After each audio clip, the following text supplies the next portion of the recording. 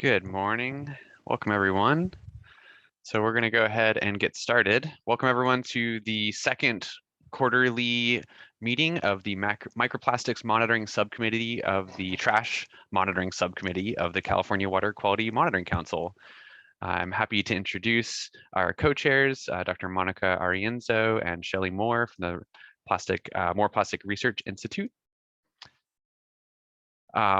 As a reminder, the California Water Quality Monitoring Council is a non-regulatory collaborative body that's focused on increasing the efficiency and transparency of water quality and ecosystem health monitoring. The Microplastics Monitoring Subcommittee is meeting quarterly, and the goal of this committee is to build a local and global community exchange of information and data for microplastics monitoring methods and tools.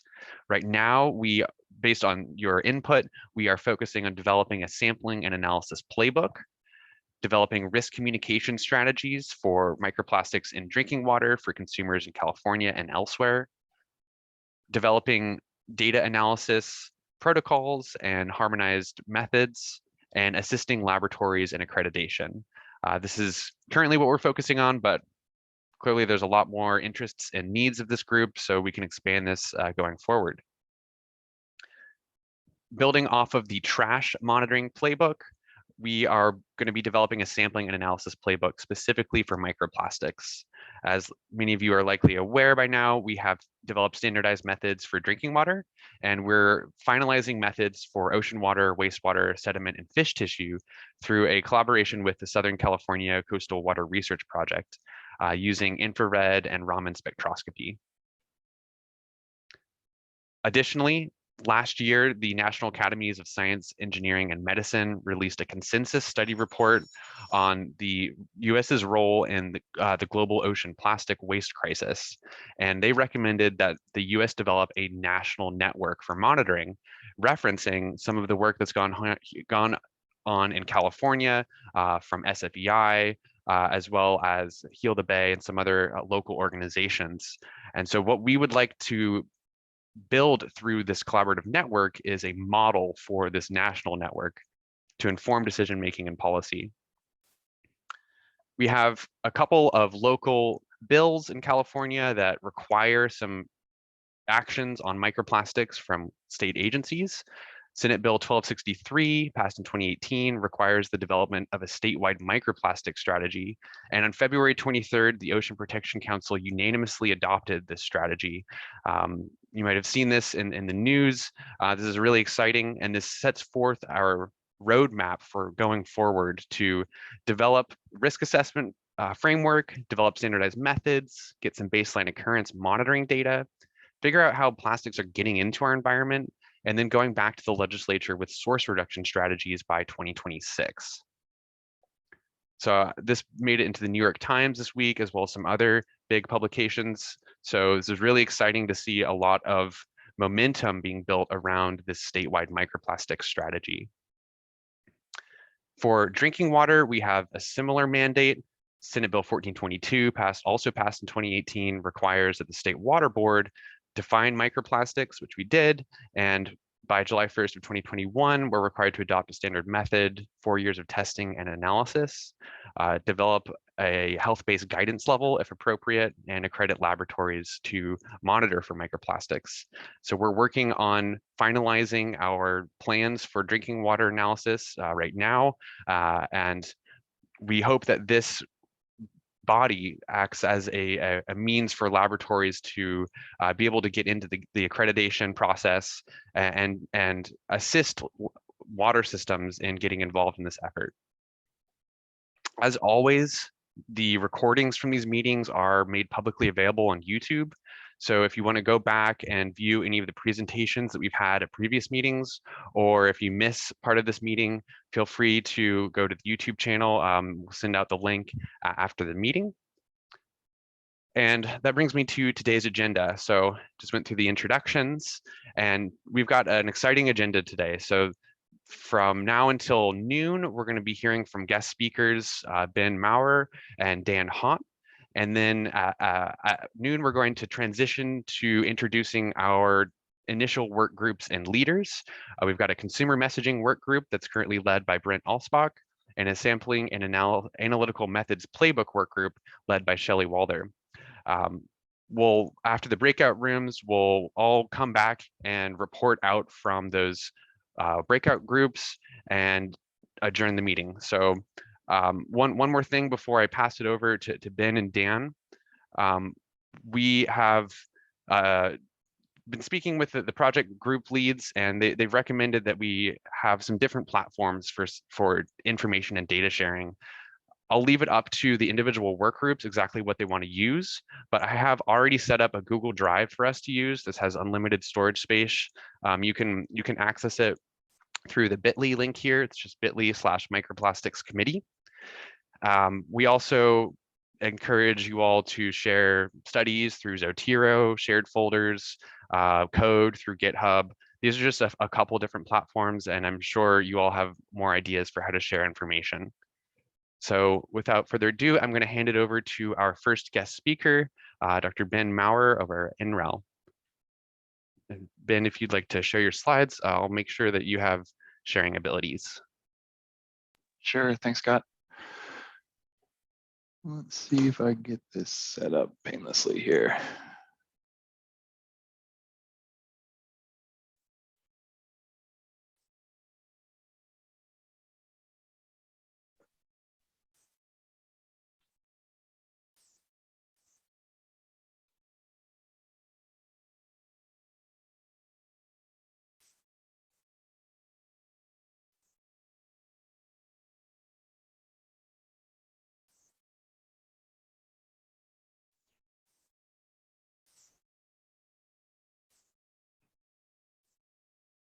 So which of the two can you see? The proper one or the improper one? I see the presenter view. Presenter view, yeah. Thank you, thank you. How about now? That looks good. Great. So thanks for the opportunity to present. I'm Ben Maurer. I'm from the National Renewable Energy Lab. We're a DOE-funded, federally funded research and development center, FFRDC. I'll be presenting today on two national labs projects, the Water Pack project that's funded by multiple offices within DOE. So we have funding from the Water Power Technologies Office at DOE, the Advanced Manufacturing Office, and the Bioenergy Technology Office, as well as the Office of Science, Biological and Environmental Research Office. Lots of terminology to say that we have multiple interests funding this project from DOE, and we're partnering with a number of other agencies, including EPA, to move this project forward. We've been working on scoping this project out for the past 18 months or so, and we are just starting to move into the first phase of execution, which I'll be telling you about mostly today. But I want to recognize that this is a joint project between PNNL and NREL. I'm the PI, but there are about 30 some odd folks from across multiple disciplines, researchers at the two labs that are supporting this project and will be supporting the project into the future. And I think one of the first things that comes up as we present this is why DOE? It seems kind of an odd space potentially for the Department of Energy to play in, but there are three main reasons why the department wants to play in this space. The first is that above all, DOE is among the chief technologists within the federal agency space and are entrusted with fostering industry. Energy is a big part of industry, but we also work in a number of other areas peripheral to energy, and this is one. The second is that renewable energy, which is where most of this funding is coming from, the Office of Energy Efficiency and Renewable Energy, generates a fair amount of plastic waste between wind turbine blades, solar panel cells, and the like. There is an issue with a circular economy developing around renewable energy technologies and making sure that that is as tight and as closed as possible. So this falls under that thrust as well. And then finally, the third reason that DOE is interested in this is if we're going to be developing technology solutions, which is what DOE is good at, it would be great to have those solutions be A, renewably powered, and B, somewhat related, not necessarily tied to shore power. So we could deploy these sensing and collection conversion solutions separate from wherever there's a plug on the shore. So moving on to the broader vision here, we took a long stance on this, recognizing that this is an issue that's gaining a lot of steam and that we're interested in participating in, but not necessarily starting from a position of a lot of experience or information. We took the long view here. And relative to 2016 numbers, we're looking for a 50% reduction in plastic emissions through 2040. And that's cumulatively, and it's all sizes of plastic, not just microplastics. And by some very conservative estimates, chances are that this may be even an order of magnitude larger than this. We think that there's 10 million metric tons of plastics that we could recover and reintroduce into the circular economy, which is the main focus of DOE's. So I mentioned that there's a technology interest that we have here. 3+ years from now, we'd like to be actively advancing a portfolio of technologies, leveraging work that's already being done at the national labs in terms of sensing, collection, conversion, and redesign. I want to mention at this point the Bottle Consortium, the biooptimized technologies to keep thermoplastics out of landfills in the environment. It's a mouthful, but they're doing really great work, mostly on terrestrial, but they do some aquatic and marine plastics as well. Looking at reclamation and circular economy pathways for polymers. So their website is bottle.org. They're run out of NREL where I work, and it's worth a look if you're not familiar yet. We'll be working with them on conversion and redesign primarily.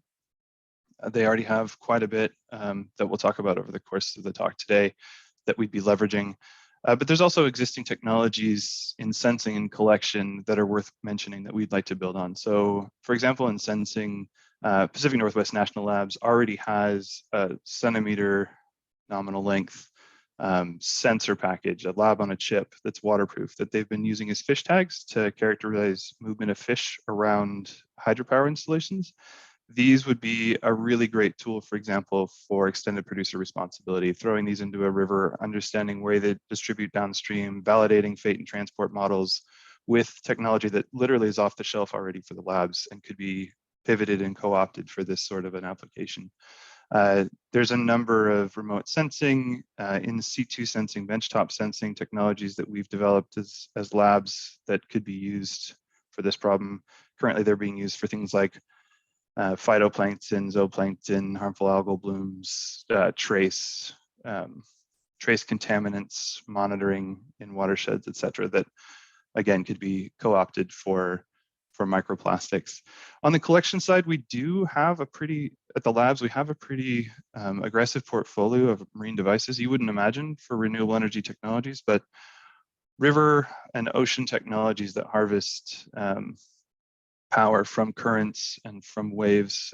For example, there's a lot of transferable technology and a lot of transferable development and testing tools that we have that could be pivoted again to work on developing technology specifically for harvesting microplastics or macroplastics. I won't go too much into conversion and redesign since that's more Bottle's domain, but we are going to be working really closely with them to address US river plastics specific questions. So these would be things like, how do you take a slurry of degraded, fouled, heterogeneous plastics and use that as a feedstock to develop monomers and polymers downstream in your supply chain. And then finally, redesign. We're interested in how to keep plastics initially out of the water and also how to redesign products, processes to reincorporate plastics that have been recovered from waterways back into the supply chain. So as I mentioned before, for those last two, there's quite a bit of work ongoing, mostly for terrestrial systems, but we're leveraging what's already being done and trying to pivot that towards waterborne systems. So when we first set out on this a few months back, we thought we would be able to go to the literature and have enough predictive power from the models and the measurements that had been developed so far to be able to start directly on a technology development push and have that portfolio just build on the existing data and the existing literature. And what we found was there are a ton of really great studies out there Unfortunately, a lot of them weren't comparable or reproducible on a national scale. That was a real challenge when we tried to look at how to tune a Raman spectroscopy in C2 unit, for example, or how to figure out collections of floating versus suspended versus sinking plastics. There just wasn't enough information to cite things and try to develop things at a national scale. So the plot on the right is a model that was developed by, I believe, Breton. And we tried to extend that model into a specific site and match them against Ocean Conservancy data that they generously provided to see what sort of predictive power we could have for what plastics to anticipate in that location. And what we found was there just wasn't enough information. So this is really the graphical representation of what I was mentioning ago. And it really highlighted a need in our eyes to go do not necessarily a rehashing or a restart of what had been done, but ideally a benchmark study to tie what had been done together and provide that basis, that full spectrum basis of color, size, shape, chemistry, additives, position in the river, data that we would want to begin to develop those technology solutions. So trying to slot something into the existing literature so that we could start to move on technology development solutions. What we decided to do after reviewing what had been done and where the opportunity areas were and what our technology development needs were was to focus on 5 rivers in the US. These aren't the top 5 most polluted rivers, although they include some of them. They're all very polluted, very different rivers that we thought represented multiple views of the broader US spectrum of conditions, whether that be magnitude or weather or nearby population, anthropogenic influences, existing infrastructure, opportunities for deployment or planned deployment, variability in the flow, but also in the substrate, whether it was built out or sand or whatever. So this is a quick slice of some of the rationale we use to come up with this. And you'll notice at the top, there's energy. We are still focused on finding renewable energy solutions to those 4 pillars for sensing, collection, conversion, and redesign. So seeing what solar energy was there, what wind energy was there, and most importantly, what water energy was there to power these solutions was top of line. We also obviously wanted to know what percentage of the plastics we were gathering between these 5 rivers. According to some of the early models, this is at least half, if not 2/3 of the plastic represented in our cross section here, and then about 1/4 of the US population as well. And I'll draw your eyes down to the bottom of the table here. Scott and Monica asked me to emphasize how we're partnering with folks to get this done. I want to go back to the earlier statement I made that we are very new to this space and we are somewhat inexperienced. We have amazing polymer characterization capabilities through the labs already, but we haven't been working in waterborne plastics. And so from the get-go, we were really focused on partnering with folks who have been, and we've been very, very lucky to have had great support from EPA, Environmental Protection Agency. They are going to be working with us in the Mississippi and the Delaware rivers specifically, leveraging ongoing work that they already have established and pivoting a little bit to meet our requirements. For the Sacramento, Los Angeles, and Columbia, we're currently contracting with partners trying to leverage existing expertise, existing equipment, existing personnel, experience so that we can address collection, sampling in those rivers. And we're hoping to have that all buttoned down by Q4 of the fiscal year here, when our field season would start, but that's currently underway. I'm not going to mention the specific partners we've talked to until that's fully contracted. An opportunity today, though, I would say, is we're looking to expand out the work that we're doing beyond just polymer characterization and river characterization to include community and individual characterization around those rivers to understand what the impact of these plastics are on communities and on individuals and ecosystems. We have some of the foundational data methodologies, sampling methodologies planned out to get that background physical and polymer data, but we're actively looking for partners who have existing ties to these communities around these rivers and who could help us quantify and understand the dependencies and relationships between that pollution and its effect on the ecosystem, the communities, and those individuals. And I'll return to that later, but this is still an open question. We're still actively seeking partners in all 5 of these spaces.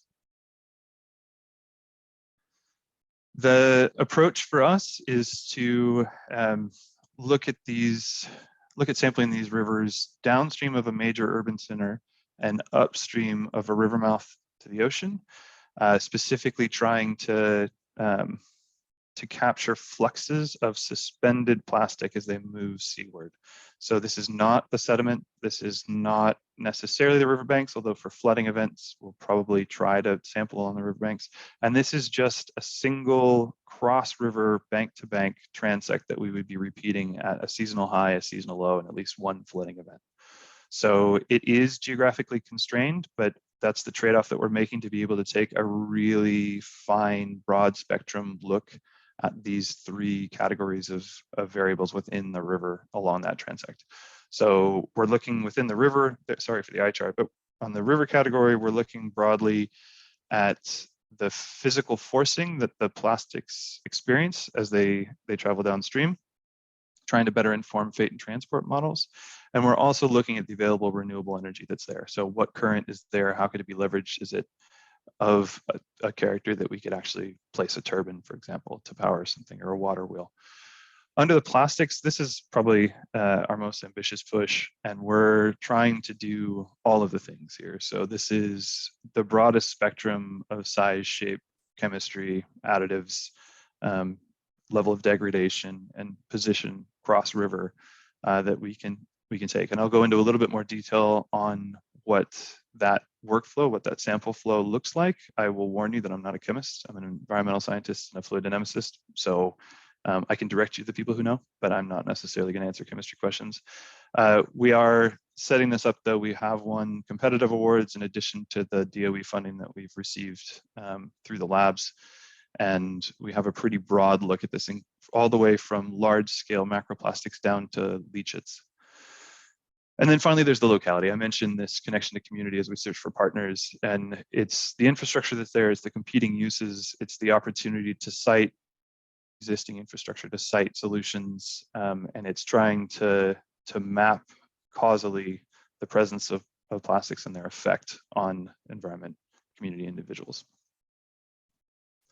The workflow, excuse me, for us starts at the rivers. We're anticipating 5 rivers, 3 times sampling in each river over the course of a 12-month period. We think that's going to generate between 150 to 300 bottle samples. This is separate from the net tows that we'll do, but bottle samples between 4 and 10 liters each.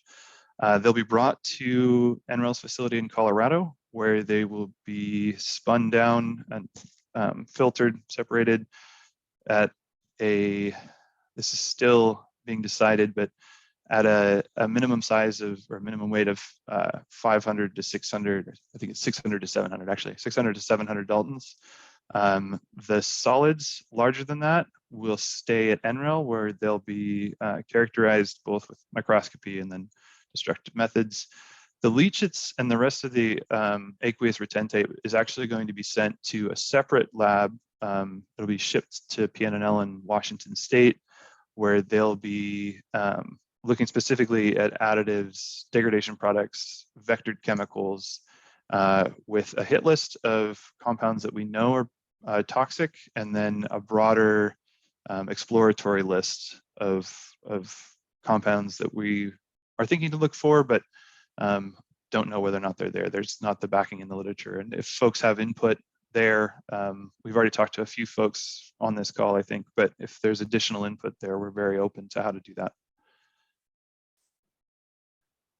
The field sampling and laboratory analysis is going to feed fate and transport efforts in this first 2-year push, year and a half push.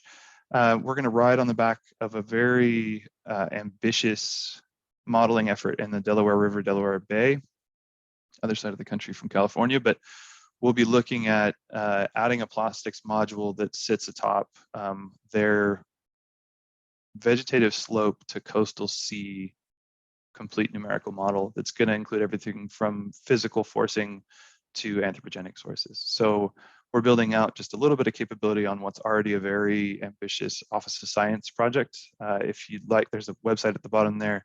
The ICON project is definitely worth a look, and very lucky to have this already underway that we can piggyback onto.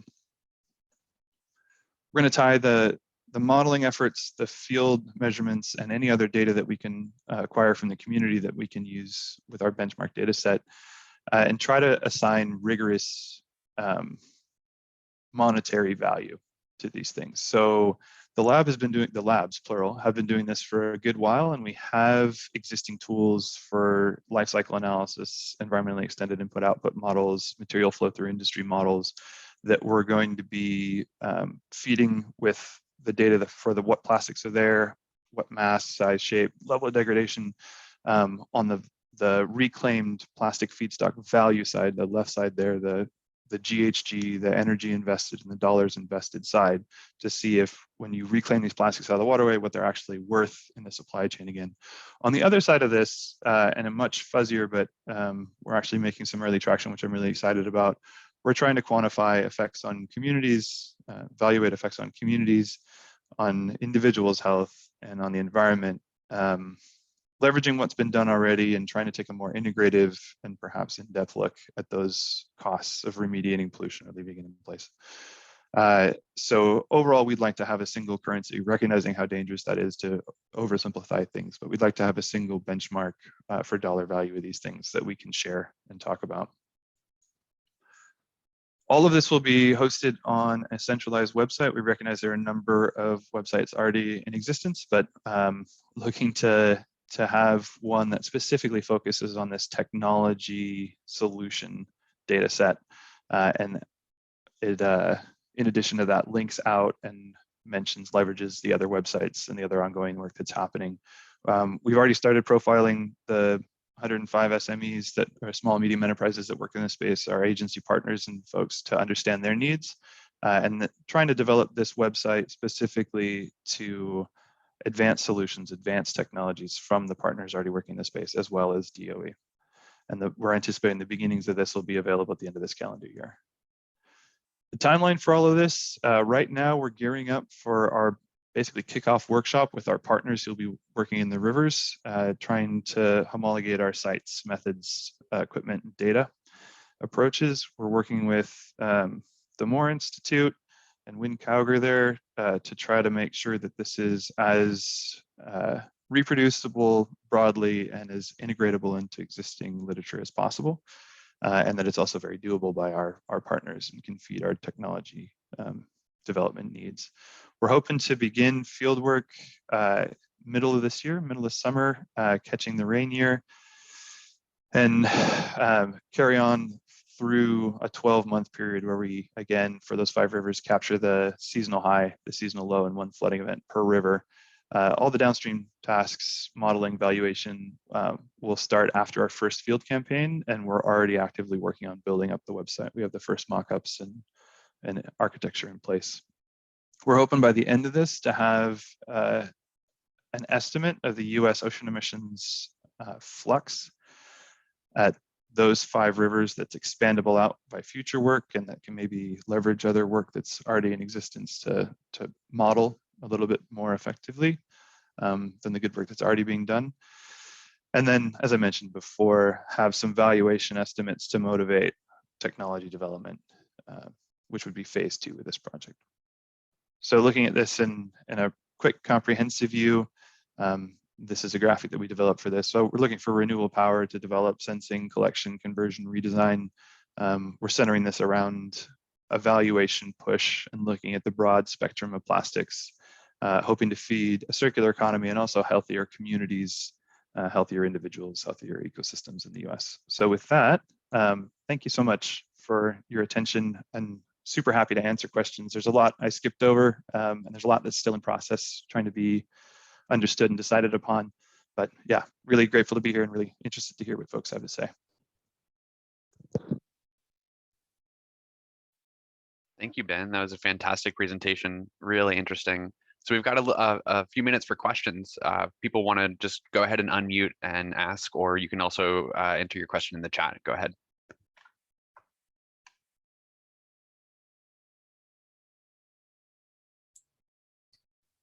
Looks like there's already some questions in the chat.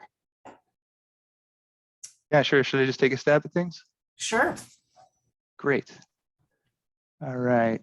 Can we do better than 50% reduction of? Yes, I love this question. So this is, yes, this project is geared to do well better than 50%, but we've set 50% as what I think is an attainable bar. And I have now had to justify this 3 separate ways by 3 different ways of calculating this to DOE in ways that they're comfortable. And all 3 of them are complementary, but we set that as a minimum bar, and it's also based off of some models that have been revised. So I think we can do well better than that. I don't have a number for how much better, which would be the next question, but I'm confident that we can hit that, and that's what we're pushing for, better than 50%. So thank you for that question.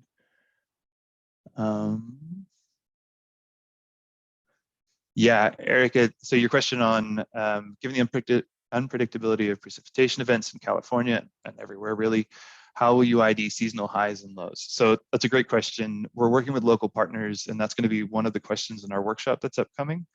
The straw man that we're putting out to our partners to start that discussion is there are historical averages, right? And I recognize there's ENSO events, there's drought cycles, there's all sorts of other mitigating factors that make taking a mean really difficult. But we're starting with the seasonal mean, or excuse me, an annual mean, and we might move to an ENSO mean or a decadal mean or something like that. But we're going to go in the highest flow, the lowest flow months historically with whatever mean that we take, and really defer to the expertise of the local partners and make sure with this workshop and ongoing discussion that everyone is at least taking the same approach to identifying those and going out on days. And unfortunately, there are a number of limitations to our approach, right? This is a single year. We'd love to repeat this later, but it'll probably be a few years before we can repeat it. We're only going out 3 times. We're not doing this continuously as much as I would love to have the funding to do that. There's a bunch of big opportunity areas to improve our approach. But I think for our purposes right now, we're trying to make this very reproducible, very doable in future years as well, and at least homologated across all of our partners so that this is a standard approach and a benchmark data set. But you're totally right. I think the bigger one that I'm worried about is the flooding events. Being able to scramble people fast enough and get out there and not burn the funding and the time and the resources and then have a bigger event come just after. Or other side of that, in the Mississippi, if it's a hurricane, how we ensure safety and operate in those sorts of environments. Give you a second to come on if there was something that you wanted to add or ask for either of those questions. That's great. Thank you. Thanks. I am also very aware I owe you an email, by the way. Brent asked, is DOE interested also in airborne microplastics? This came up a little bit in internal discussions a while ago, and I certainly can't speak for DOE. I can't even speak for NREL. I can speak for our project at NREL. But I can tell you that in our conversations with DOE, they were very interested. And I'm not sure there was a place to put that bookmark or that interest, but folks at the political level and above had been very interested in understanding a recent paper that came out that said that suspended microplastics change the albedo of the Earth, and that we've been touting a statistic internally to get people motivated about the precipitation of microplastics into untouched lands and inaccessible lands in the US. So I would say there's interest there. I haven't seen, and I don't know all the projects. There could very well be one in the Office of Science side of the house that does this, and I would be unaware. As opposed to where I live within EERE, energy efficiency and renewable energy. But that said, I'm not aware of a project that looks specifically at airborne microplastics. But that's not to say that these sorts of efforts between bottle and water pack couldn't grow in that direction either. Any plans for data collection in LA River after 2022? Is this a one-time snapshot?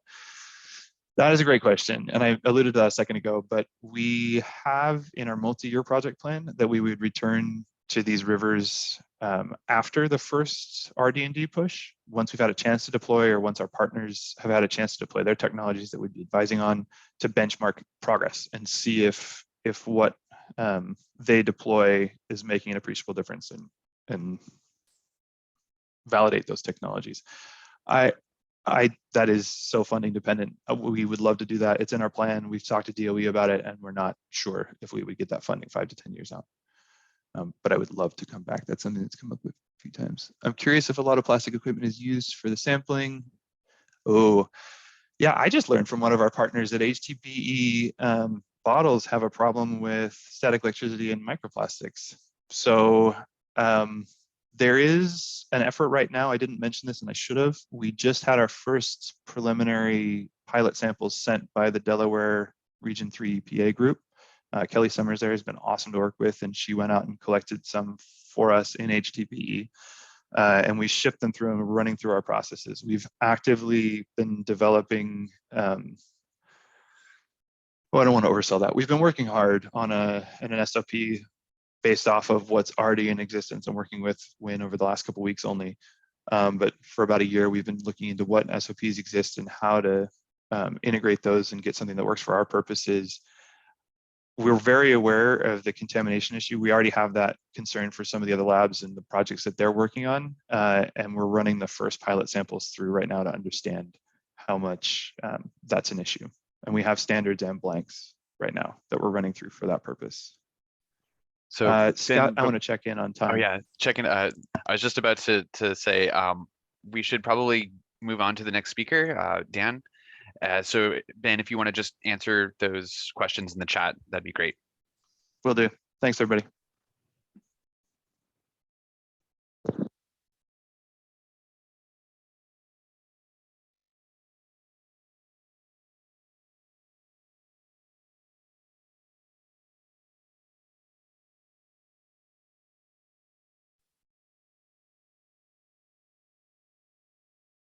So Dan, whenever you're ready, get started. There we go. All righty.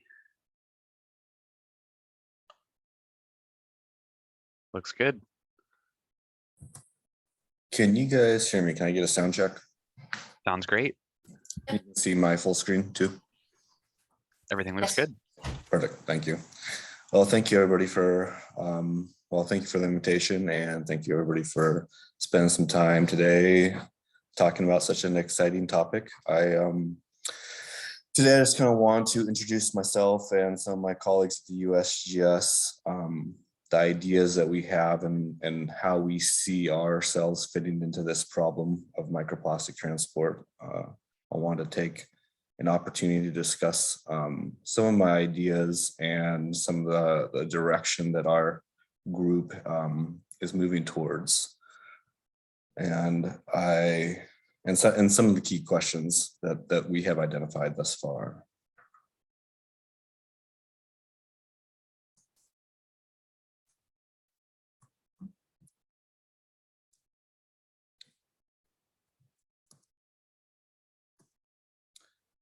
So I worked for the USGS back in 2012 with Dave Schulhammer and Scott Wright, where we worked predominantly on sediment transport projects, and that's kind of where my background exists.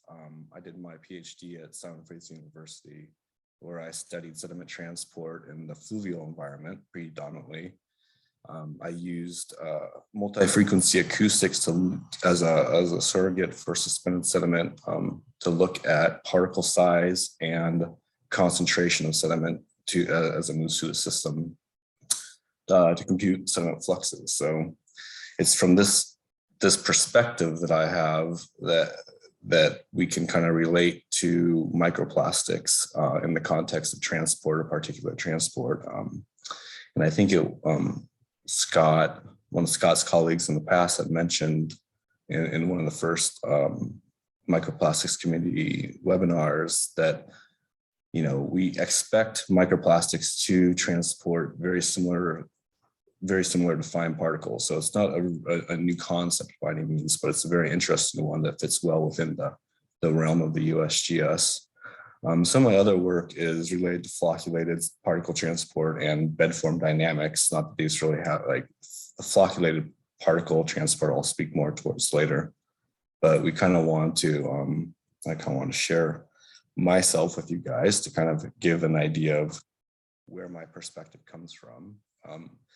The group that I work with and colleagues out of the USGS California Water Science Center, led by Dr. Paul Work, study sediment transport through the bay.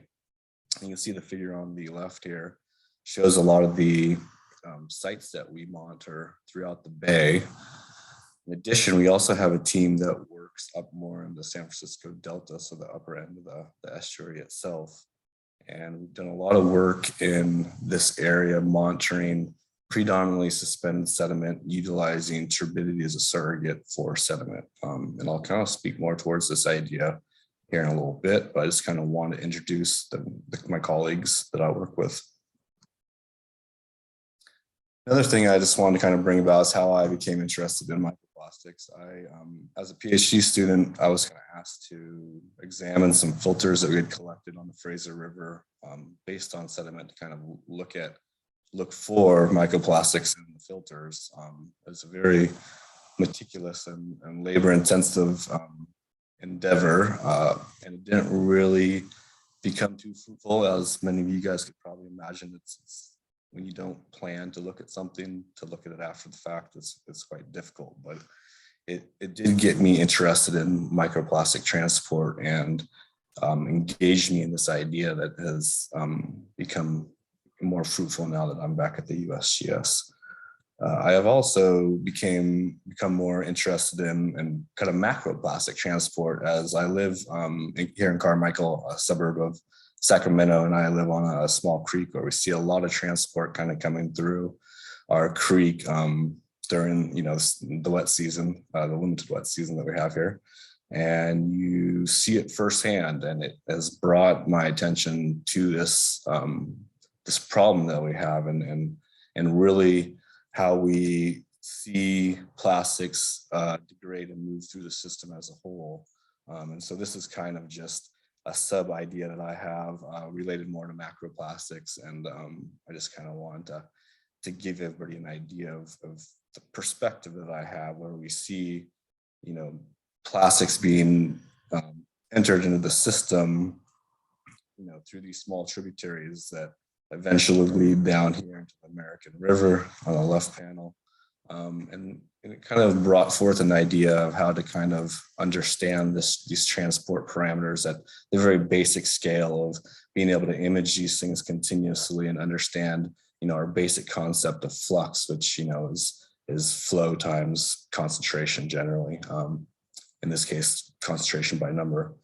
But I do want to kind of stay on the topic of microplastics, so I'll move on. So when I think about microplastics and kind of my idea of how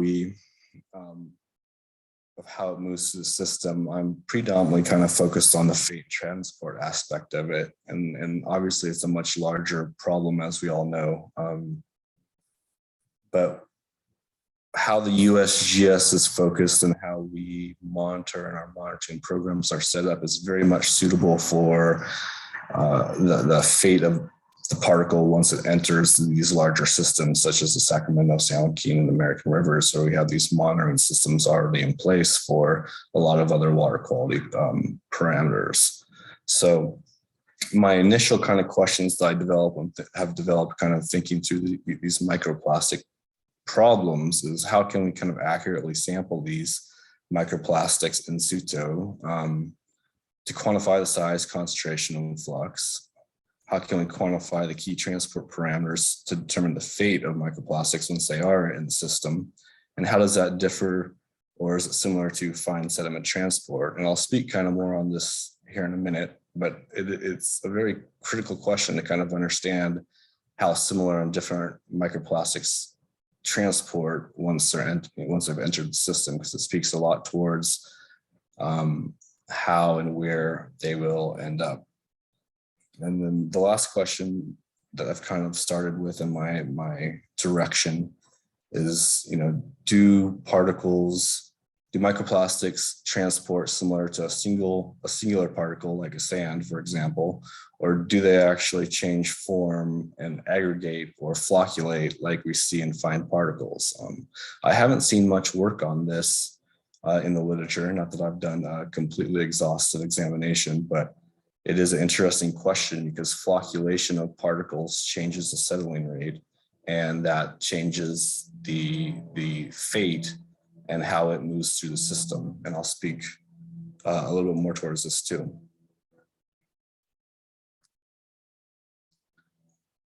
So one of the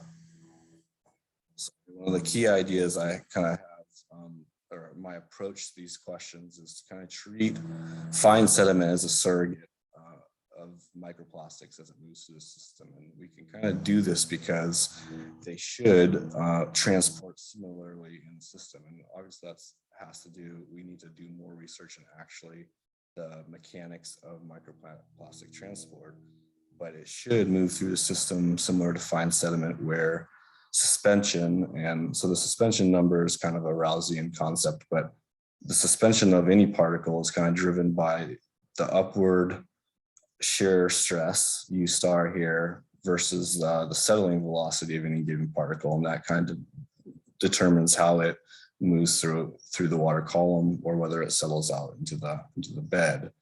So understanding these key properties to microplastics, which determine the settling velocity, is a critical aspect of this idea. But if you put these together, if we have a better understanding of how these microplastics transport, then we can couple those with hydrodynamic models and particle tracking models to understand where the fate of these microplastics would move to, and whether they and where their sinks are in the system. So this is kind of the idea that I'm working towards developing, and I'll continue on.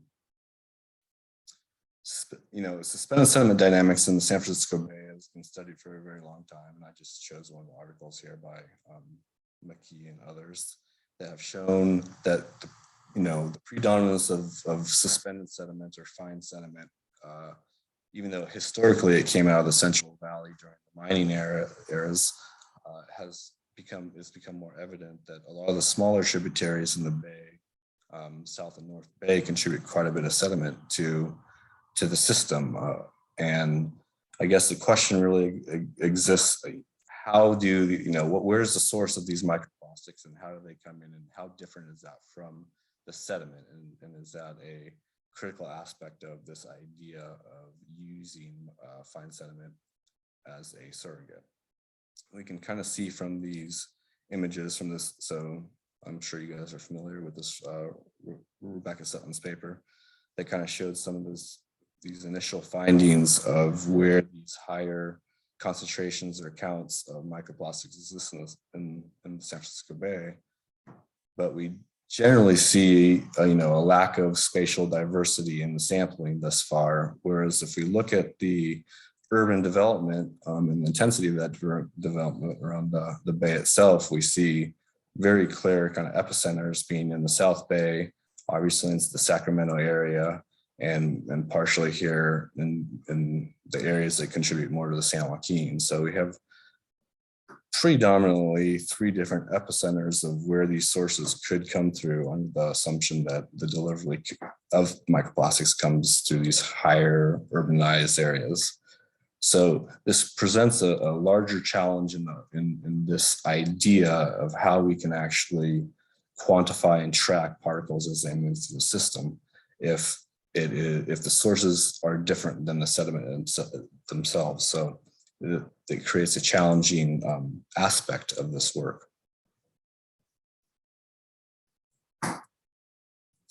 So one idea, or the critical aspect of this idea, and it kind of actually, Ben had a very good image on that Delaware model where they had a particle tracking kind of model going on there.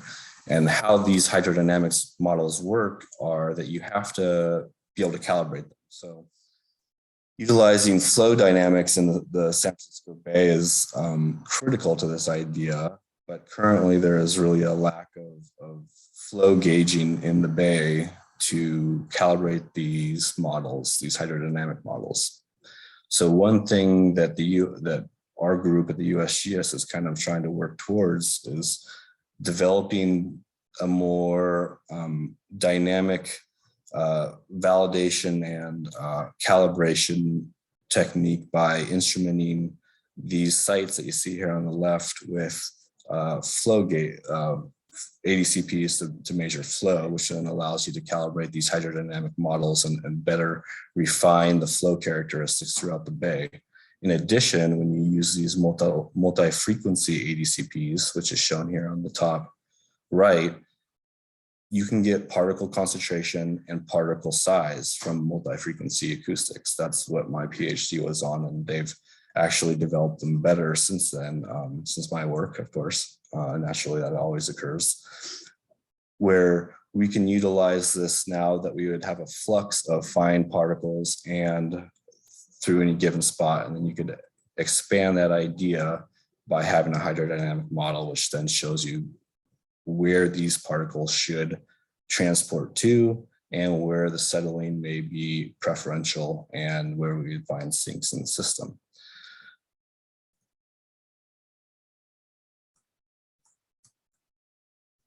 So one of the key questions is, how different do microplastics respond, or how different are microplastic, the settling parameters, the key physical parameters of microplastics, how do they differ from fine sediment? And while there isn't a lot of work out there, I've come across several, and I show a couple here on the right. Most have found that the microplastics exist throughout the water column, near the surface, and in the bed material, which creates a very dynamic environment for sampling and tracking. This paper by DeFontaine and others found that microplastics, were distributed throughout the whole water column, and it's quite dependent on the particle shape, size, along with, of course, the local hydrodynamics. Additionally, they kind of suggested that the buoyancy determined whether the microplastic was wash load or whether it deposited in the estuary that they examined, which was the Adour estuary in France. So understanding, it kind of comes back to how understanding the particle size settling rate is very critical to our understanding the fate and transport of microplastics. The other question, part of some of the work that I've done in the past with flocculated sediment is whether these microplastics flocculate with fine sediment. And a key part of flocculation is that when particles flocculate, for example, a fine particle, when they aggregate together, they increase the settling velocity relative to that individual particle. And if we think about that in the context of microplastics, whether it's fibers or filaments or other size particles, that would change the settling rate, thus decrease the entrainment length of that particle and increase the interaction with the bed. And these are all critical aspects to fate and transport of anything, whether it's contaminants, sediment, or other particulates like microplastics.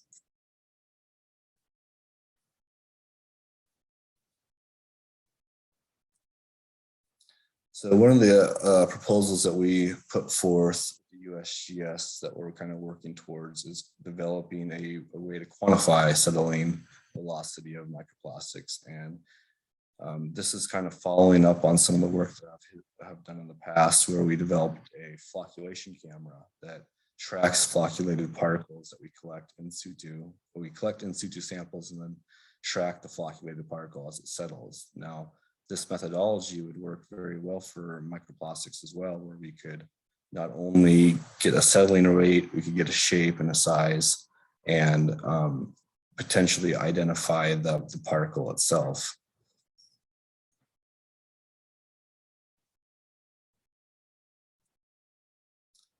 So here, I just want to kind of show what we have done in the past, where we created a water column here, and you introduce a sample, physical sample, that then tracks the particles on the left here through time as they settle down through the water column, which then gives you an idea of the shape, size, and the density of the particle.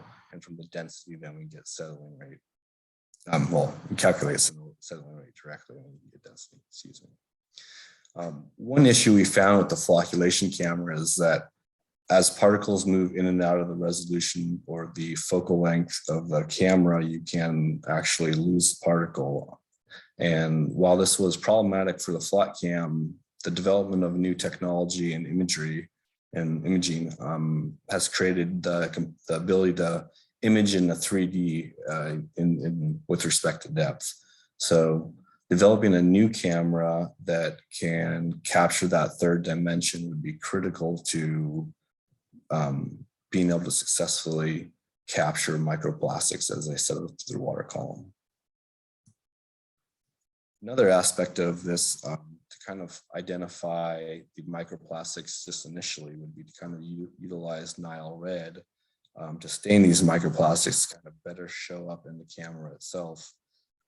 This would provide us a clear picture of the microplastic particle, but it does kind of inhibit the identification of each individual particle. But it's kind of a starting place for where we see the testing part of this camera that we would like to move towards.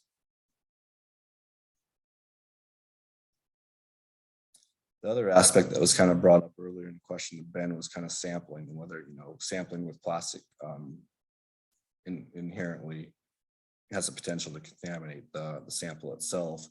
And historically, when we do it for sediment, we've used a lot of Van Dorn type samplers that are predominantly plastic and rubber. So it is a critical part of this work to find samplers that cannot inherently contaminate the sample before they go into analysis. So the development of something that can accurately quantify microplastics is critical.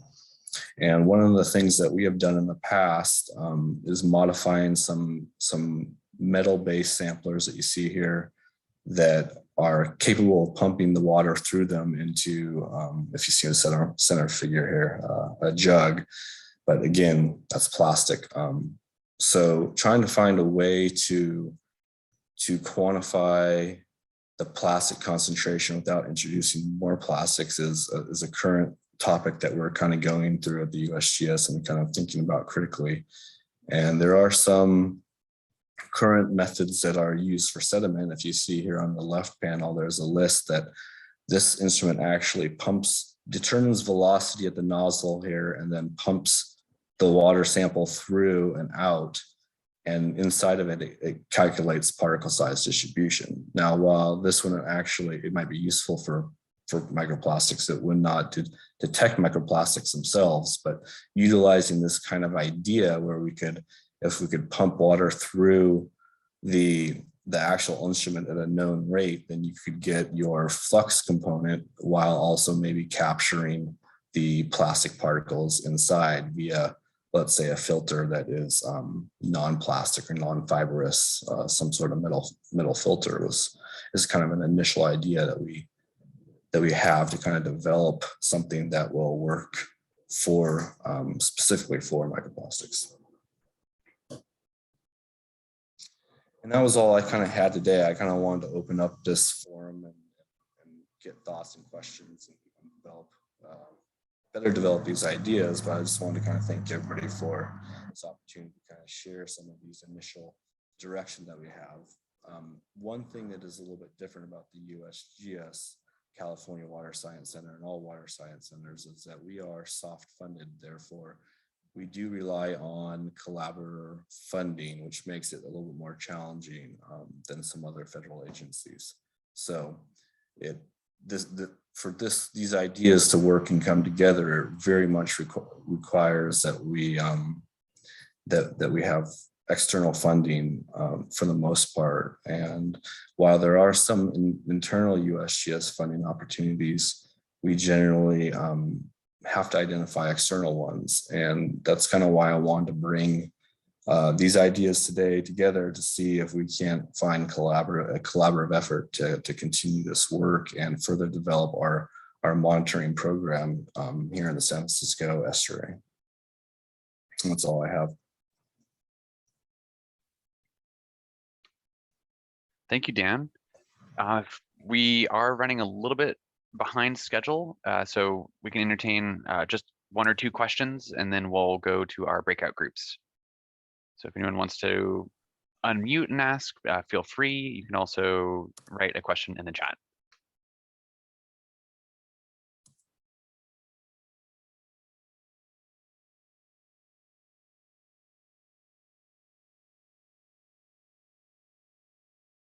And if we don't have any immediate questions, folks can follow up with Dan. Oh, so we've got one from Ezra in the chat.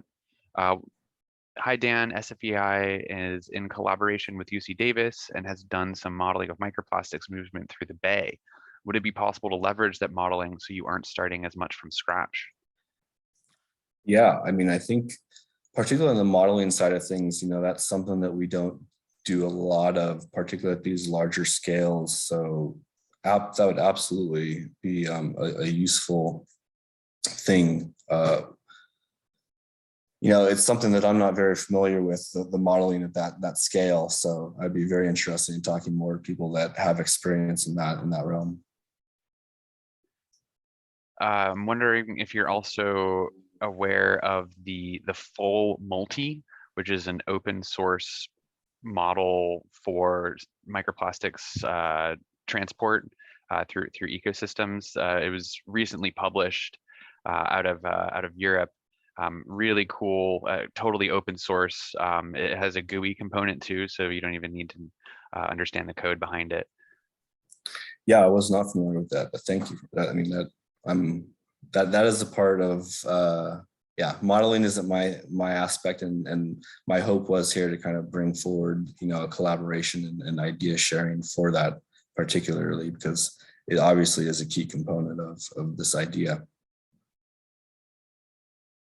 So we're going to transition to the next part of our agenda. Thank you again, Dan. And if anyone wants to connect with Dan, please reach out through the chat. Dan, if you want to just follow up with people after, that'd be great. And so we're going to transition to introducing our initial work group leaders for the 2 initial work groups that we have for consumer messaging and the sampling and analytical methods playbook. After we introduce these leaders, then we'll split everyone up into 2 breakout groups where you can kick off these work groups. So you can choose one of the 2 work groups to join for this meeting, knowing that you can still participate in the other group after this meeting. So I'm going to hand it over to Brent Alsbach, who's leading the consumer messaging work group, just to give us a little intro about what that work group is. So Brent, if you want to take it away. Let me make sure that you have permission to share. So you are now a co-host. Okay, can you hear me now? Sounds good. Okay, I'll reserve the slides until we go into the breakout session, but by way of introduction, it just seems like one thing that the group should do, and I'll try to spend most of the time on in the breakout session, is to understand, for the purposes of consumer messaging, what's the need in terms of who's the audience for the messaging, who is it for, and then who is the messaging to, and then by extension, what goals do we want that messaging to accomplish relative to microplastics. And I'll spend a little bit of time briefing folks on the Water Research Foundation project that we have going on that's along these lines for drinking water, just to ensure that there's no overlap. And then I'll really take it to the group to try to coalesce around those ideas about the audience and the objectives. Thanks, Brent. And then I'll hand it over to Shelley Walther, introduce her work group. Hi, everyone.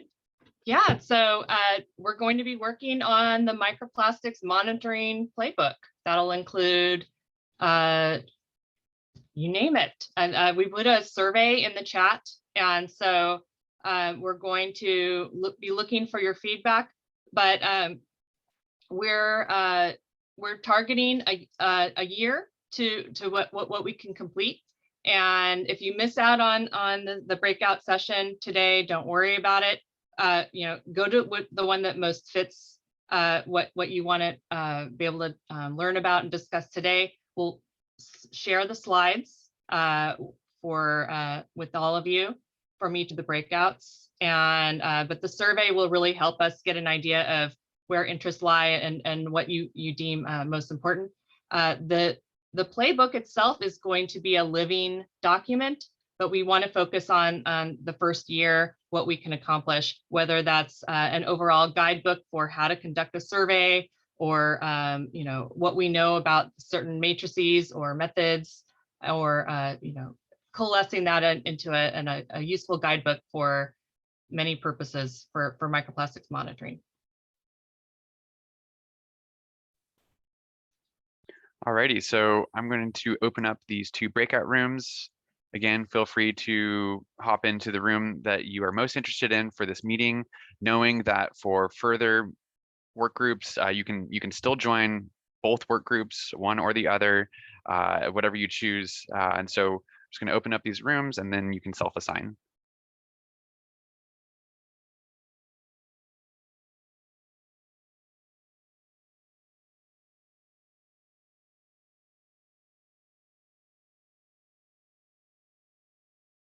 On that, just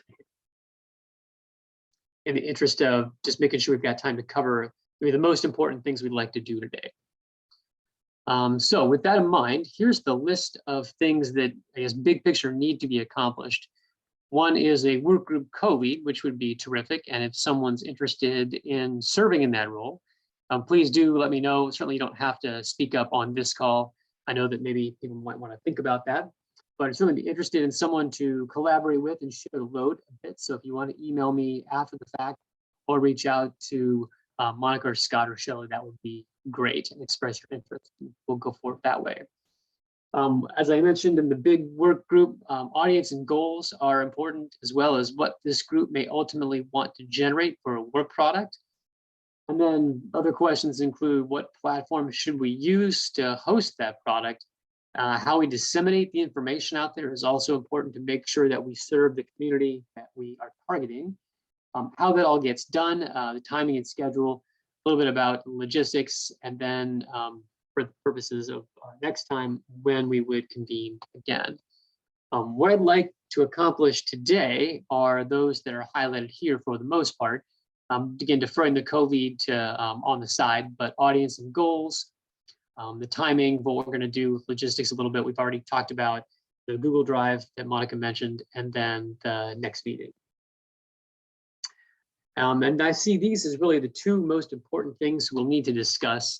So as I referenced before, first is the audience. So in the grand scheme of consumer messaging for microplastics, and the bigger purview of the umbrella group in which our work group sits, who is the audience for the messaging materials that we think is important? So who are we generating the materials for that would then use them? And then to whom are those materials directed to help facilitate that communication?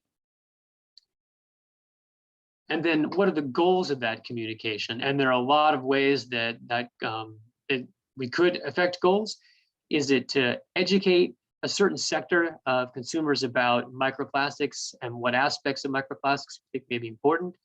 To convince consumers about something we think is important, either they should be concerned, they shouldn't be concerned, whatever that case may be, or potentially to assuage concerns if they're expressed by consumers about microplastics in the environment, in drinking water supplies, in the air, or whatever we think that may be of most acute interest that we should address with the energy and resources that we have within this group. So I will spend a little bit of time after I go through a few more slides on these subjects to identify the need, and I'll really be looking for feedback from this group about what that is. I did want to give people the background on the Water Research Foundation project that we're currently engaging in, just so there's an understanding of what's already being done, such that we don't overlap with that effort and potentially complement it if we think that's the most important task that we want to take up. So with that, I'm going to just go through some of the slides we shared for a kickoff meeting for this project, which is WRF 5155 titled Developing Strategic Consumer Messaging for Microplastics in Drinking Water Supplies. And the team is Arcadis with myself as the PI, and then Katz and Associates. Some of you may know Patsy Tennyson and her firm, one of the leading consumer interface firms in our space in drinking water, and then FM3, which is an opinion research survey, and Dave Metz is the principal for that firm on the team. I mentioned a couple of support staff. I've got Serena and Alma, both I think who are on this call today. So just to let you know, they're helping me with this project, and I hope will participate in this exercise as well to the extent that it's complementary. And then I always want to make sure to acknowledge the participation of the organizations that really make any research project possible. And the partners here shown are a number of utilities that contributed funding. I mean, certainly microplastics in the grand scheme of things that a utility has to worry about are pretty far down the list at this point in time, between infrastructure in California water resources, lead, and a number of other ones. But certainly it's something that they're going to have to be concerned about when the sampling program for the state gets ramped up. And that's kind of where this is going. So just to acknowledge, Golden State Water Company is the utility sponsor for this project. And then the agencies that contributed funding here include those that are both larger and smaller agencies. Some of these are really rather on the small side. And just to underscore, they really appreciate their donation to the project, because you know, without their support and their just acknowledgement that this work has value, none of this research would be possible. And the American Chemistry Council, which has a lot of information about consumer researching, not necessarily with respect to drinking water itself, but about plastics and microplastics generally. And also note that they are a non-monetary contributor to the research to avoid conflict of interest with the results that we might generate. Obviously, this group knows this information pretty well about the California mandate, the definition and the analytical methods, and the 4 years of sampling forthcoming. But then even beyond California, in the US broadly, there is widespread interest among this topic in both utilities and the general public for the number of media articles that talk about microplastics. And certainly utilities are going to get hit with questions from their consumers as well, even beyond California. But in addition to that, third-party sampling from groups like the Environmental Working Group is ongoing, and they have an interest in publishing their results as well. And for whatever better or worse, they have a slant on their own messaging. And as more of their work gets published with respect to their own drinking water sampling with microplastics, then certainly consumers are going to call their own utilities, not just in California, but across the country. And because of those things, consumer concern about this issue is expected to increase broadly. Research needs for microplastics in drinking water, listing things that are probably most important: occurrence, methods, the treatment efficacy of our processes, potential of some of our processes to shed microplastic particles, and whether or not that should be a concern, and then toxicology. I've characterized these as the foundational 5 areas, but it's not just topical, but the execution of the research as well, in terms of connecting different researchers, having a conversation about their research and what's important and innovation is taking place in that space, to coordinate efforts and collaborate as well, and then ultimately to communicate findings to the broader community to build institutional knowledge that's important for us. And this project, the Research Foundation, really is at the confluence of occurrence and communication, and linking those two. And the research is critical because the sampling results for California would be publicly available. As I mentioned, there are already advocacy groups doing similar sampling around the country, and they will publish their results as well. Customers will in turn contact their water suppliers. And really, because of all the other things that utilities have to contend with, heretofore, there's really very little experience with microplastics and associated concerns. And as a result, currently there are no outreach resources for utilities, which is what this project aspires to create. And the 2 major research objectives are to build that institutional knowledge in the industry about microplastics issues of greatest interest to consumers, and then generate the appropriate messaging to address those concerns by way of customer, in response to customer and media inquiries. And we really feel like, in talking to Patsy Tennyson, that this was an unprecedented effort, because most of the time, the drinking water industry is reactive, and PFAS is a good example that under the unregulated contaminant monitoring rule 3, utilities across the country had to sample, results get published, and there's a lot of media attention to PFAS generally. So once it became known that PFAS were in our drinking water supplies, there was a lot of bombardment for utilities about interest in whether or not PFAS were there, and if they were there, what's the risk, what were we doing? And in that sense, as we often are, we're reacting to consumers. In this case, we can see the tide coming with respect to consumer interest once sampling is more broadly implemented and the results are made public. And with that in mind, we have an opportunity perhaps we've never had before, which is to develop the appropriate messaging before it's actually needed. That's our overall intent. Then just quickly about the scope of work, it's relatively straightforward to compile information about what the state of knowledge is for microplastics and the key issues.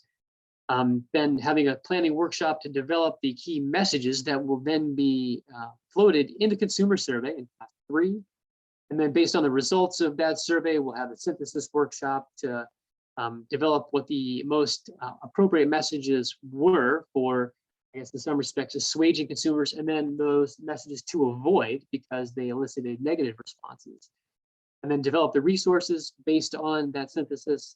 And then both for a webinar and beyond, try to brief the industry and disseminate the results as widely as possible to equip utilities with tools they need going forward when they get those customer concerns. So that's the overview of that project, and brings me back to the slide I was on before, which is now that we know at least for one sector for drinking water what's going on, not acknowledging people in this group believe the consumer messaging for microplastics is important. What is the point of that messaging? Who is it for? Who is it to? And what are the goals? And I guess with that, I'm gonna quiet myself and open it up for the group discussion so we hopefully can coalesce around at least these two things before we're done with our time today.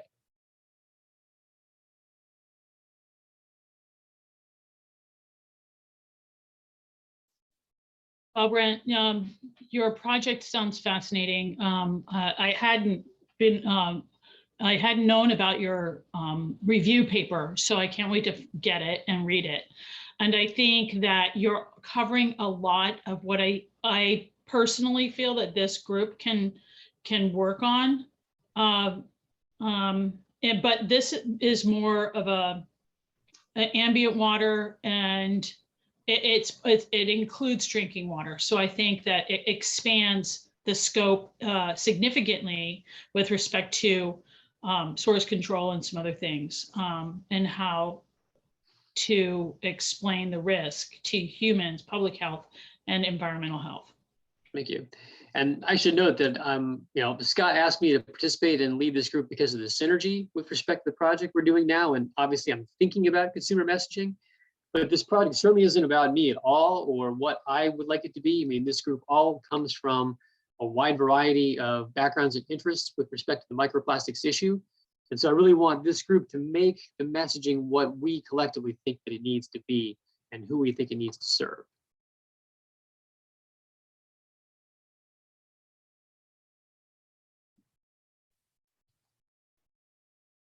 Any other thoughts? I feel chatty today, so no, please. Yeah.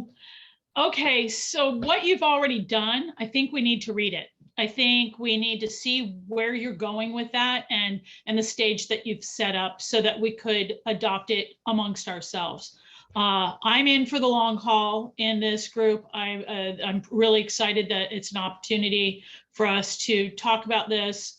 I'm not a chatty person typically, but the way that we present this information, because we're going to find microplastics everywhere. It's going to be in drinking water. So what does it mean is really important, and how to explain that. So it's not something, it is something that's bad that we find out that, oh yeah, so we have a lot of this stuff here. What do we need to do about it? What are the next steps? I just am tired of social media terrorizing the public. And I Yeah. think that we need to find a way to stop that. Yeah, good thoughts. Thank you. And I should clarify, the project is now just getting started, so there's nothing really to report yet. And for just a brief bit about the time frame, our target is to conduct the Task 2 workshop to frame the messaging at the AWWA's annual conference in San Antonio this summer, and then go forward from there with the survey shortly thereafter. So that kind of gives you the rough perspective. Probably about 18 months, give or take, till we have everything coalesced. So there's something to read, if you want to call it like that. But still, that doesn't mean this group can't do something, whatever we think is appropriate in the meantime. Leslie, I see you got your hand up. Hi, great, thank you. Yeah, I'm excited about this work group. Can you hear me okay? Yep. I'm excited about this work group, and I think it's great that it's getting started at this point. And you know, I agree with what's already been said. And it's interesting because, you know, I work with the San Diego County Water Authority, so I always have that water supplier hat on. But of course, there's so much more than that, like air and considering wastewater. But from the water supplier perspective, from the Water Authority, I think a couple of customers at this point is reaching out, and we're a wholesaler, so reaching out to our retail agencies, making sure, you know, they're a customer, making sure that they're aware of what this means. And then obviously to the individual customers. And I don't know how the actual monitoring handbook is going to, what the final handbook is going to look like. But right now there's requirements for communicating to the public through CCRs. So that's an avenue that should be explored. I don't want to get ahead of ourselves though. So I think there's a lot to do at this point still before you know, before reaching out to individual customers. So that's okay. Thank you. Yeah, and I'll just confirm that any monitoring that is required by the state has to be reported in the CCRs if it's in source waters for drinking water. So the microplastics monitoring that we require will be. So yeah, I think like Brent mentioned, this is a work group that can develop tools for anyone that needs them. And what I see this one of the products that we could produce is effectively a consumer messaging toolkit. Different messages for different situations, some default language that people could use in their CCRs or frequently asked questions on their websites, those sort of things. Thanks, Scott. Evelyn, do you have your hand up? Yes, hi. Yeah, we can hear you. Thank you. So I'm curious about a few things. So this information that this work group develops is going to be presented at an AWWA conference in the summer? No, I should clarify that is part of the Water Research Foundation project that I gave a summary for. So that's completely independent of what we're going to do here. We're just starting down the path with this work group. We can really make it whatever we want it to be. And that's what I'm hoping to try to figure out probably today. But is that connected? Is the paper that you presented similar? I mean, I just trying to see how it's all tied into AWWA, and is there funding for this work group or for the work that's going on behind consumer education? Because, you know, it's just so funny that consumer education is put like way down on the pile of things that need to be supported, where on so many levels, it could be one of the most important, you know, things that we have to consider, because we don't want to like start open a can of worms and create chaos. We want to kind of tool people to affect behavior change. You know, it's a big conversation. Essentially what you're proposing is kind of creating the narrative from source, you know, to this problem that we're at now. So, and of course the AWWA represents like all the utilities across the country. And, you know, I was just reading a water quality report early this morning, and, you know, even, you know, water information for people with autoimmune disease. might be antiquated. It was written like 20 years ago. So, and yet it's in the water, utility consumer confidence reports sort of forever, unless there's a big challenge of that. So my point being, whatever is determined as language is going to be duplicated all over the country, as Leslie probably knows very, very well, right? Yeah, and I guess to answer your question about the funding, the Research Foundation project I just described is completely separate from this group. That does have funding. And Scott, I don't believe this group has funding. This is a volunteer effort to develop whatever we think is necessary for the industry. Is that correct? Is that what you're saying, to recommend whatever's necessary for the industry as far as language for microplastics? That could be one of the goals of this work group. That's a very ambitious goal. I mean, I applaud it, but I just hope that there's funding for that, that it's not, considered something that's incidental, So one of the things that we have determined, or one of the things that we've set out that we can do through this subcommittee is get funding for projects. So through our conversation today and going forward, if we come up with a project proposal, we have some defined goals, then we could submit that to different organizations to get funded. I just think it's really of course, Scott, that I think this is an important topic, and we can't treat it as an incidental topic, because once the language gets out there, it's just going to be cut and paste. So we sort of have, I guess, an opportunity right now to kind of keep the genie in the bottle before it's released. Absolutely. That's what I'm understanding. Yeah. Right? So Brent's totally right that we have the opportunity to be proactive instead of reactive. Right. Yeah, thank you for bringing that up. I appreciate that. Thank you. Does anyone at the group come at this issue from something other than, say, drinking water in terms of their interest, whether that's stormwater or air or anything else? And I guess, Steve, I see your hand up. I'll defer to you. And if you're not going to answer this question, we'll come back to it.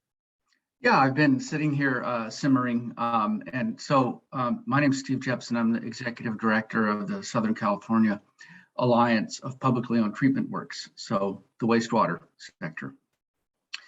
And so I'm just going to throw out something a little bit different direction, but maybe a little bit of a different perspective. I've read studies that show exponential increase in plastic production globally and nationwide.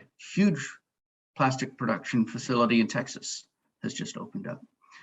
So I feel like, now this is a little separate from the public messaging, but as we're learning more about microplastics in our waters and air and stormwater, we're going to be needing to develop ways to control it.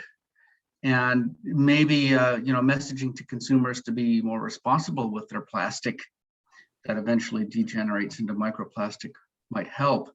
But the angle I'm really interested in is legislation to reduce plastics that are more likely to get into our waters, to reduce use of those, and to encourage more polymers that are readily recyclable.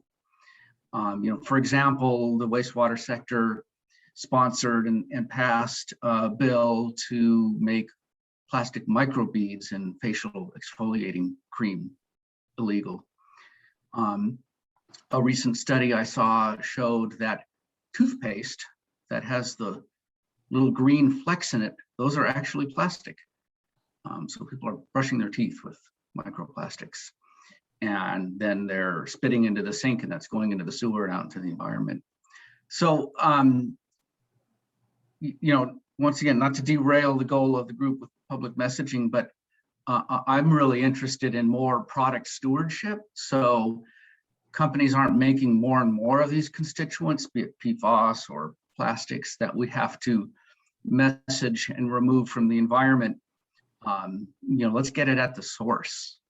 So I'll be quiet and see what folks have to say to that. No, thanks, Steve. That was great. I really appreciate that feedback, because that's really what we're trying to do, to see what different angles people may be interested in. So I heard a couple different things from you that were potentially important. Consumers being responsible about plastic use, and some kind of legislative briefing or advocacy to help facilitate less plastic getting into the environment, product stewardship, all those are potentially good things that this work group could address. Yeah, I would agree with that, Brent. And Steve, you said it might be off topic, but I think it actually is on topic. But Agreed. I want to echo what Brent said, is that is one of the points that we can get across in this messaging, because it's all connected, right?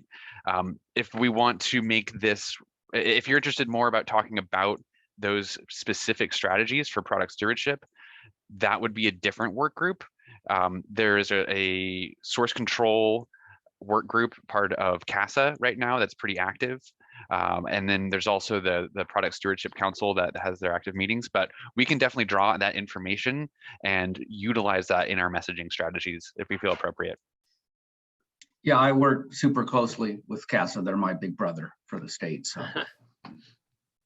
Oh, sorry, I meant CASCA. Actually, CASCA has CASCA. Yeah, they have a very active source control work group that's been addressing microplastics. And of course, CASA does too, and CASA has a legislative branch as well as CASCA, and sometimes we all three work together too. Yeah. Christy, I think you have your hand up. Great, thanks, Brent. And hi, everybody. My name is Christy Kehoe, and I support the NOAA Marine Debris Program as our California Regional Coordinator. So really happy to be there today. And for purposes of my work, I tend to focus on coastal and marine environments, but certainly it's all connected. And really excited about the discussion of like messaging and specifically what are the target audiences. I saw metrics was brought up of how we evaluate what a successful campaign is. And I think we're asking all really good starting points for strategic planning. But I guess one point that I wanted to jump in on was, I believe someone mentioned up of just like how we get folks to feel like they are part of a solution and how to empower. And that's kind of something we focus at the Marine Debris Program, because it's just such a daunting issue. So like, how do we message around people feeling empowered with the information and like either action or, if we target it more in the public or with utilities, like what's the next step? So really happy to go on this journey with you all and happy to help in any way. Thank you. That's a great perspective in empowering the people, and lots of great ideas. Lots of great ideas positive here. Terry? Yeah, so I wanted to highlight something that Steve said about communications. That's really, really important. That I think one of the biggest issues with the way that SB 1422 was the issues with it being a legislative mandate is that this is definitely, and I'm just going to say that this is the elephant in the room. The cart came before the horse. And there was so many unanswered questions, so many things that we needed to do. It definitely catapulted the research so that we started down that path to figure out, what the issues are. But to say, all right, DDW, utilities have to monitor in 3 years or 4 years or whatever that is, made it very difficult for everybody, including DDW, to do this. So I think that this part of this communication, this messaging is to also educate the people that are making the laws for us so that they understand where we're at and that we lay the framework for the research that needs to go forward. Where are we at right now? And I think that's why I like that review that you put together, a literature survey. Where are we at now? What is it that we have to do next? And how are we going to do it? So this helps essentially to lay a framework with stakeholders that allows us to be part of this process. And so to develop this path and in a realistic, sensible manner. Yeah. And I think that's really important. Yeah, you're right. I like the cart before the horse analogy, I think is appropriate. But fortunately, they picked the right guy in Scott to steer the cart as it's going forward. So it's an interesting topic. I mean, I regret the fact that consumers are going to be scratching their heads about this, and I hope we can circumvent that. But at the same time, it is a need, and we do need to understand as an industry, what microplastics are out there, and is it something we need to be concerned about? Those things are not known. And like Christy said, empowering them with the information. What Yeah. can they do about it? Yeah, there's a little side conversation going on in the chat here. I was wondering if we maybe could talk about that a little bit. Yeah, that's great. So Alma, I see that you had a thought. You want to reiterate that verbally, and then we'll follow up? Sure. Hi, everyone. Can everyone hear me? Mhm. Yep. Hi.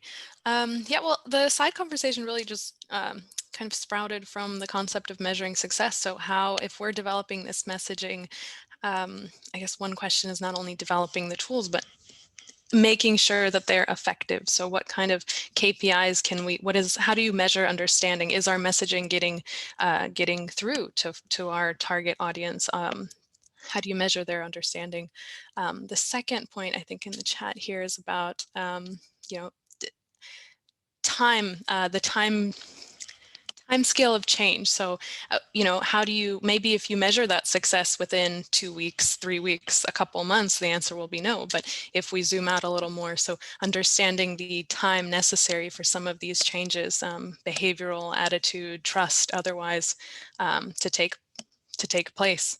What are those timeframes that we want to consider? So I'd love to hear folks' thoughts on that. Okay, so, and I mentioned, because I was vice chair of the Research Foundation Research Committee to develop the research and communications tools, was always a group, and there was always projects funded to work with developing these tools so that this yuck factor was very powerful, and it killed projects throughout the world, not just California, but it was definitely an impediment for moving reuse forward in deserts, in dry climates. And there have been huge projects with stranded assets that are still stranded. So, I mean, multi-million-dollar projects. So this is a different type of contaminant. This is a different issue.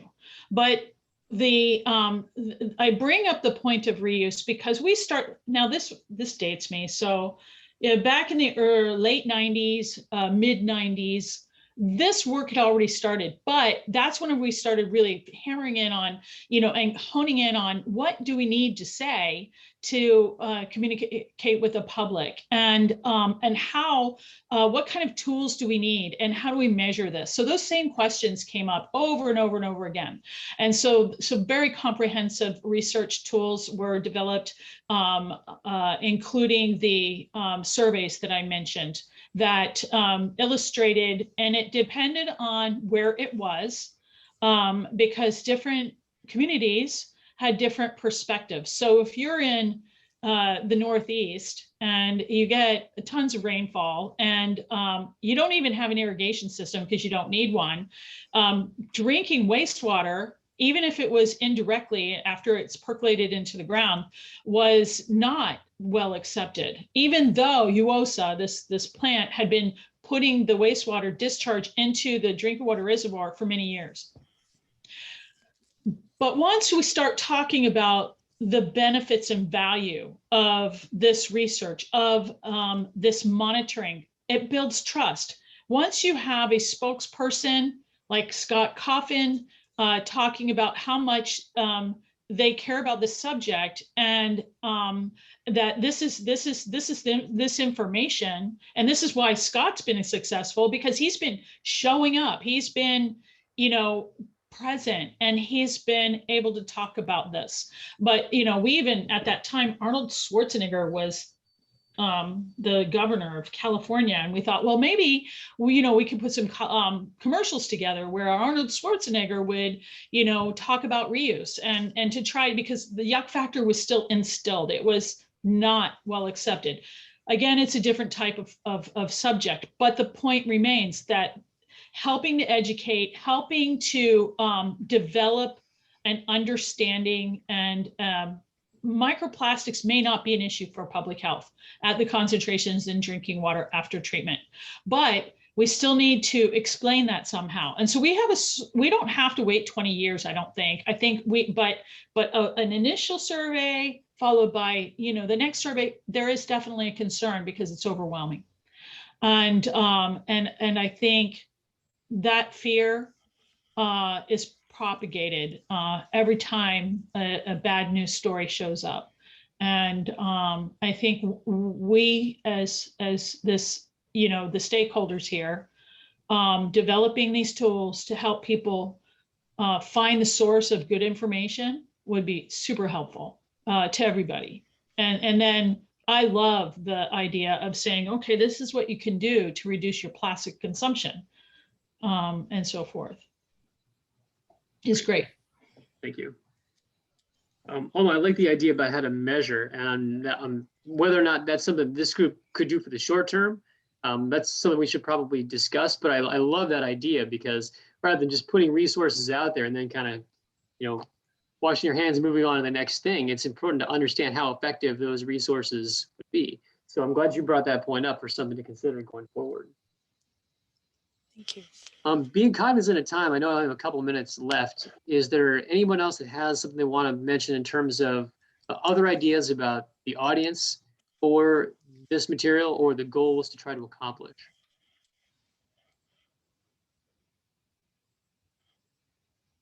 Okay, what I think I'll do going forward is, we're taking notes. Monica's taking some, and I'm taking some as well, and we'll kind of capture the ideas.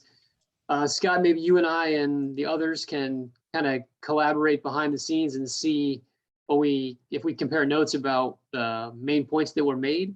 Then maybe we'll poll the group again to see over email or an online survey to try to understand what people think is the best path going forward, and maybe take it from there, if that sounds amenable to the group. Steve? Yeah, I would just say quickly, I guess if I wanted to do some messaging for the public on plastics or microplastics in drinking water, I'd start with a comparison of how much is in bottled water, how much is in your food, how much is in the air, kind of presenting sort of a mass loading perspective. Yep, thank you. Any other thoughts? Okay, within the couple minutes I have left, then I'm going to just quickly go to a couple other things. The timing and schedule, Scott, what did we decide was the time frame we'd like to have something assembled and sort of ready to go, whatever that ultimately may be? In terms of our toolkit? Yeah, well, yeah, or whatever it is we decide is we're going to produce. Sure. So the thing that's going to happen that's on the agenda is the monitoring for drinking water starting next year. So we've got effectively the next 9 months to come up with some tools for the water systems. So we can work backwards from there. I think it would be useful to start off with a monthly recurring meeting, just so we can build the momentum. And then from there, we can determine if we want to change that meeting frequency. Okay, that sounds great. So 9 months to sampling, that's when it would presumably start, correct? The absolute earliest that it could start, yeah. Okay. And I did hear you say drinking water again. It sounds like that tends to be the way this group is trending. And when you say consumer messaging, in terms of things like air or stormwater or other sources, the one place we do consume microplastics is drinking water. So maybe we'll refine some of the options toward focusing on that, it sounds like, unless I've missed a tenor here. Can I say something? Yeah, please. Go ahead. Since utilities are going to be required, right, next year in the 2022 water quality report, is that correct, Scott? Yes, the consumer confidence report for year 2023 is when they'll have to report it to consumers. So it's not this year, it's next year? The monitoring will begin next year, and then it will appear at the end of their CCR. That would be a very productive, I think, goal for the work group, is to create the language that water utilities can use going forward, because then it puts everybody on the same page. Although I know every utility has their own levers, but maybe there's some way to kind of coalesce the information so that it's not, you know, different from various entities. You know what I mean? Yeah, getting a unified message, I think, would be really important. Yeah, That would be I really think productive for this work. agreed. And it's certainly a need. And I guess for the benefit of the group, Scott, does the state typically develop some messaging in a new situation like this when something wholly different is required to be disclosed in the consumer confidence report? Does the state developer give guidance, or is this just something we're forging new ground here if we do it ourselves? We typically do, yeah. For all drinking water contaminants, we have some information on our website about the health impacts, and most cases, water systems choose to just use that language. And so what would this group do that would be different than what the state is already planning on doing? It would effectively expand upon that and act, you know, we will provide the absolute base minimum on our website for the health effects. It's solely based on the science, and it's typically like 1 or 2 sentences. Okay. And so this work group could expand on that, and then, you know, also measure the impact. Yeah, in about 1.5 years from now, the DW will be putting together the updated guidance document for the CCR for 2023. Oh, that's right. And yeah. In that CCR guidance document will be any required language and any recommended language. So for CCR communications, the Water Board does provide requirements for specific language that have to be that could have to be included in CCRs. So I imagine Scott's going to get a call in about 1 year and 8 months from the CCR guidance team asking him for language to include. So this is a good opportunity now to get ahead of this. Yeah, absolutely. Yeah. And I do want to continue this conversation, but we should regroup with the rest of the group. Yeah. Yeah. So And Monica, did you capture everybody who's here so we make sure we can follow up with them down the road? I got you. Okay, great. Yeah. Yeah. Awesome. Thanks, everyone. We'll see you back in the big meeting. Thanks. Thanks, Brent. Thanks. I would like to talk about this again at our next meeting. right. I think that we have a lot more to talk about. Okay.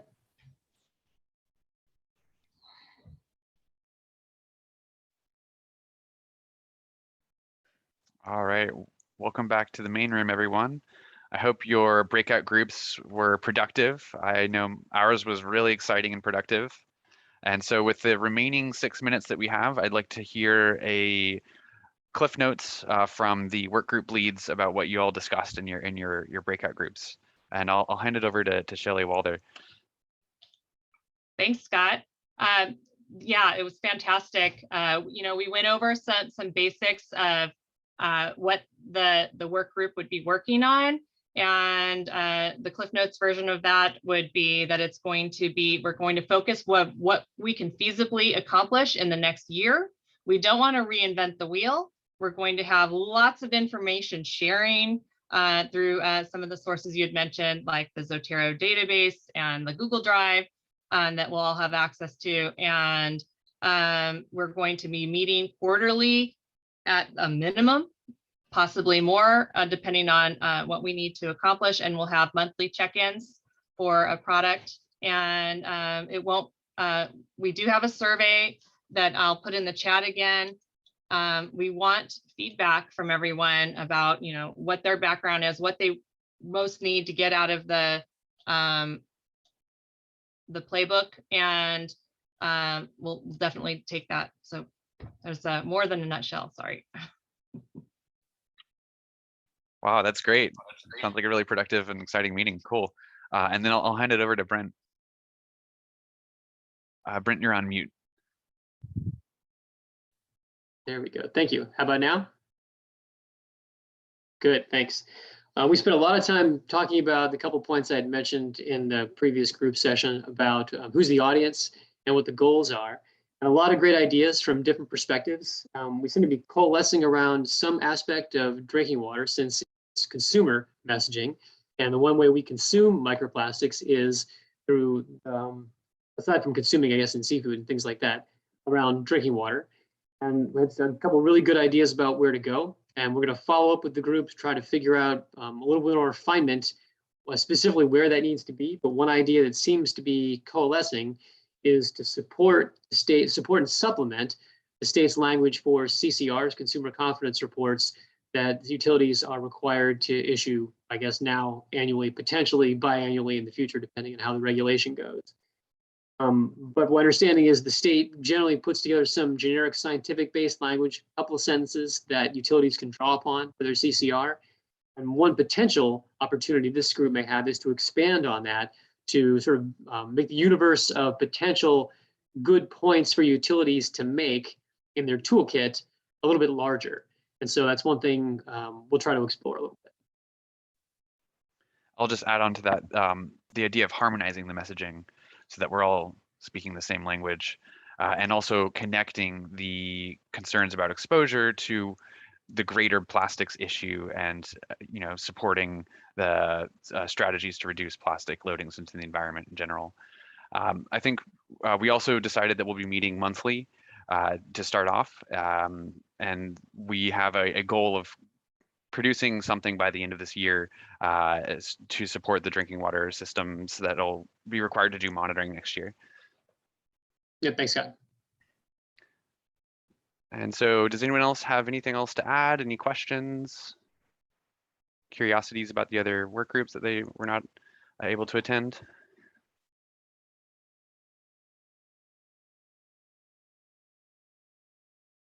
Also, I just want to add, yes, the survey may look very similar to the past one that we did in the kickoff meeting, but it's a new survey. So it's focused on the playbook itself. And so if you see a similarity, go ahead and fill it out anyway, because this is specific to the playbook, not the entire group. The other one was for the group. So great point.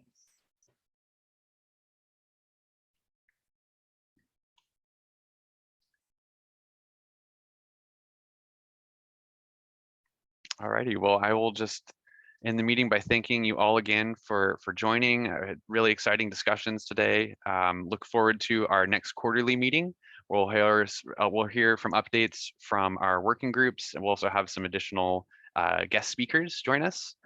So thank you very much, and we'll all be in touch. Thank you all for taking the time to come out today, and I'm looking forward to seeing you in the meetings.